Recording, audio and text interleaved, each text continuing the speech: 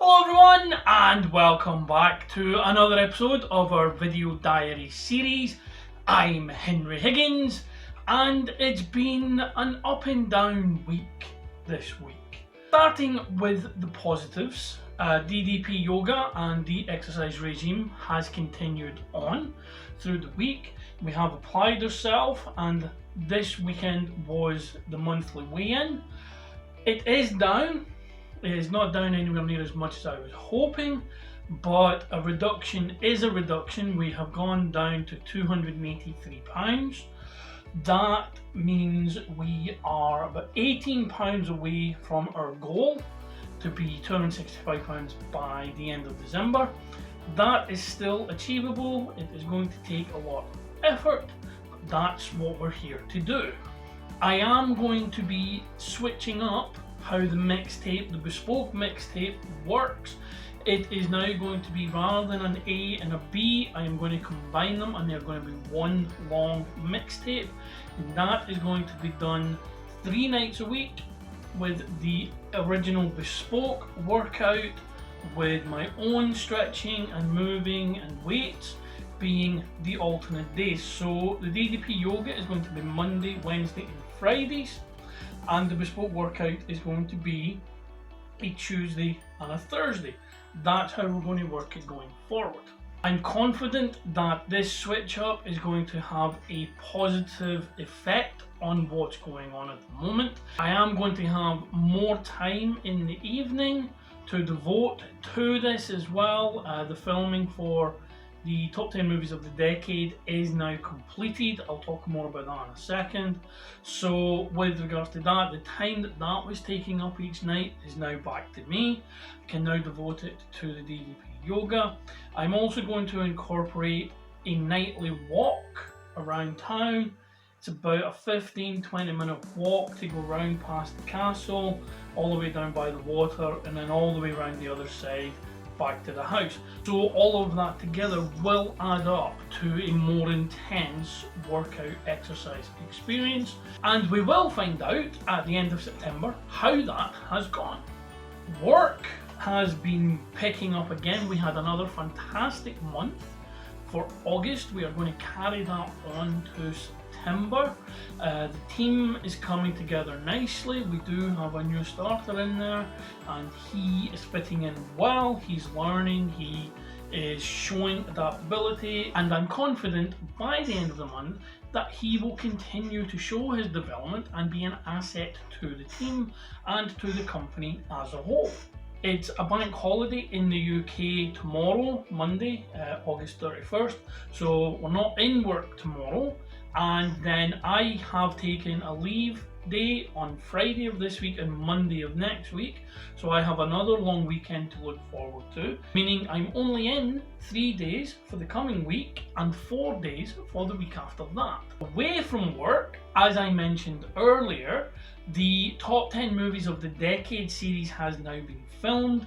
It is now edited, and the first episode will be going live at 8 PM UK time tomorrow, Monday. So I hope you tune in for that as we count down the top 10 movies of 2010. It's going to be a weekly series with each episode devoted to a year in the 2010s. So this is 2010, next is 2011, all the way through to 2019. So that will be 10 episodes, 100 movies. We will then have a grand finale with the number 1 movie from each year going on to the finale episode, episode 11, to be crowned our movie of the decade. I've had a lot of fun doing that. I've had a lot of fun researching, going over, rewatching movies, putting the list together, doing the videos, filming the videos, editing the videos, getting everything ready, creating thumbnails. So I've had a lot of fun doing that. So I don't think I will do anything as ambitious as this for a while, but I think once the top 10 movies of the decade is done, I'm going to visit particular years. This stemmed from a debate I had with someone that what was the best year for movies. And for me, it is 1984. For others, it's 1999, 1996 gets a good shout out as well. But for me, it's 1984. So I may, as a project, do another episode along these lines, but focus solely on one year and have the top 10 movies of 1984. That is not going to be as easy as it sounds, because as I said, for me, 1984 was the best year for cinema. There are so many great films that came out that year, so I am very excited to see how So I'd be very excited to see how we managed to whittle that down to 10, then put those 10 in order, then see how you react to that order and whether you believe anything has been missed out that should have been in there, and whether the movies in the list should be higher or lower than you placed them. That is obviously a good while away because we've got 11 weeks of the top 10 movies of the 2010s to deal with, but that is a project down the line, and depending how it's received, it is definitely something I would be happy to revisit. A good friend of the channel, Kate Nix, has been working on a new song.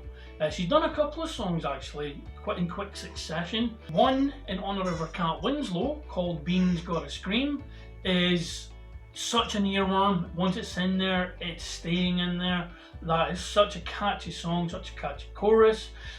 She's also been working on some other things as well, and most recently, last night on Instagram Live and through her Patreon, which you really should join. You get some fantastic perks and some amazing videos, not just for the songs and the music, but also from their costume designing side of things.